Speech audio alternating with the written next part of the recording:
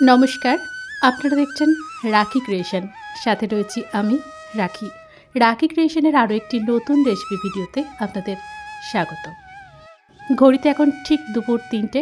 আবারও আমরা একটা নতুন ভিডিও নিয়ে হাজির হয়েছি। আজ আমরা শেয়ার করব একটা আচারের রেসিপি। ইনস্ট্যান্ট আচার তৈরি করা হবে আজ। কিভাবে করব চলুন দেখে নিই। আমাদের আচার তৈরি করতে নেই, তাই নিয়ম মেনেই আচার তৈরি করছি আমি। অ্যাকচুয়ালি আগুনে বসিয়ে করতে গেলে সেটা করতে আছে, কারণ সেটা রান্না হয়ে যায়। তাই আচার তৈরিও হবে আর নিয়ম রক্ষাও হবে। প্রথমে বেশ অনেকটা পরিমাণে সর্ষের তেল দিয়ে দিলাম পাত্রের মধ্যে। তার মধ্যে দিলাম 5 ফোড়ন, শুকনো লঙ্কা, চিনি, লবণ। ভালোভাবে ফোড়নটা দেওয়া হয়ে গেলে এই যে উপকরণগুলো আচারের সেগুলো দিয়ে দেব। একটা আম খোসা ছাড়িয়ে রোদে দিয়ে নিয়েছিলাম 2 ঘন্টার জন্য। একটু আদা আগের থেকে খোসা ছাড়িয়ে কেটে নিয়েছি। লঙ্কার বোটাগুলোকে ফেলে দিয়ে একটু করে চিড়ে নিয়েছিলাম। এখন দিয়ে দিলাম।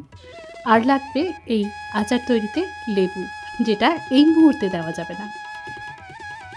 একটু হাই ফ্লেমেই সমস্ত কিছু একটু নাড়াচাড়া করে নিলাম। যেহেতু এটা ইনস্ট্যান্ট আচার, তাই একটু রান্নাটাও হয়ে যেতে হবে। রোদে দেওয়ার ঝামেলা ছাড়াই কিন্তু এই তেল আচারটা তৈরি করা যায়। আজ বন্ধ করে দিলাম। দিয়ে দিলাম লঙ্কার গুঁড়ো, লাল লঙ্কার গুঁড়ো। হ্যাঁ, বেশ অনেকটা পরিমাণেই দিলাম।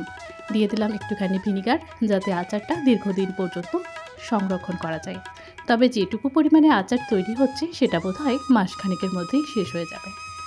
মশলা লাগবে। মশলার মধ্যে কী কী রয়েছে চলুন দেখে নিই। রয়েছে ধনে, গোটা জিরে, রয়েছে মেথি, রয়েছে এলাচ, দারচিনি, লবঙ্গ একটুখানি, সর্ষে, কালো জিরে, আর আছে একটু এলাচ, তেজপাতা। সমস্ত কিছু মশলা কিন্তু এখানে দেওয়া হচ্ছে। তবে যে পরিমাণ আমি মশলা এখানে তৈরি করছি সবটাই কিন্তু এই আচারের মধ্যে লাগবে না। আমি আরও অনেকগুলো আচার তৈরি করব, তাই মশলাটা একসাথেই করে নিচ্ছি। এই মশলার সাথে একটু রাঁধুনিও ব্যবহার করতে হবে। আমি ইতিমধ্যেই করে দিয়েছি রাঁধুনি এবং জোয়ান দুটোই অ্যাড। সমস্ত মশলা গরম গরম করে ভেজে নিয়েছি। খুব বেশি ভাজার দরকার নেই, হালকা একটু গন্ধ ছাড়লেই ভেজে তুলে নিতে হবে। ঠান্ডা করে মিক্সির জারের সাহায্য নিয়ে আমি মশলাটাকে গুঁড়ো করে নিয়েছি। একটু দরদরা রাখতে হবে মশলাটাকে, একদম মিহি করা যাবে না।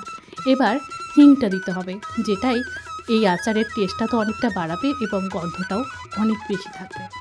এতক্ষণ আঁচ বন্ধ থাকার কারণে সমস্তটা ঠান্ডা হয়ে গেছে।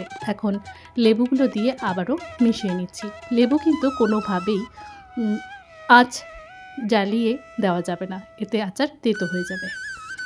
এখন পাতিলেবুগুলো মিশিয়ে নিয়ে যে মশলাটা তৈরি করলাম সেটাই ভরে ভরে 2-3 চামচ দিয়ে দিতে হবে।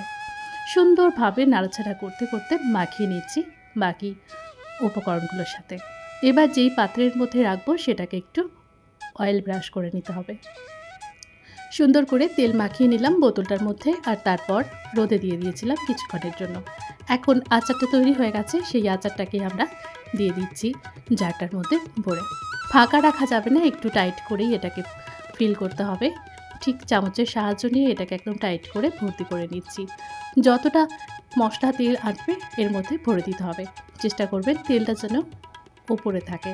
এই আচারটা কিন্তু রুটি দিয়ে খাওয়ার জন্য বা গরম ভাতের সাথে খাওয়ার জন্য ভীষণই ভালো। এই আচারের মধ্যে উপকরণ কী কী দিয়েছিলাম আরও একবার বলে দিচ্ছি। লঙ্কা, পাতিলেবু, দিয়েছিলাম আম, দিয়েছিলাম আমরা সামান্য পরিমাণে, আদা, কাঁচা লঙ্কা। এই সমস্ত কিছু দিয়েই তৈরি হয়ে গেল ইনস্ট্যান্ট আচার, তেল আচার। কেমন লাগলো রেসিপি কমেন্টে অবশ্যই জানাতে ভুলবেন না।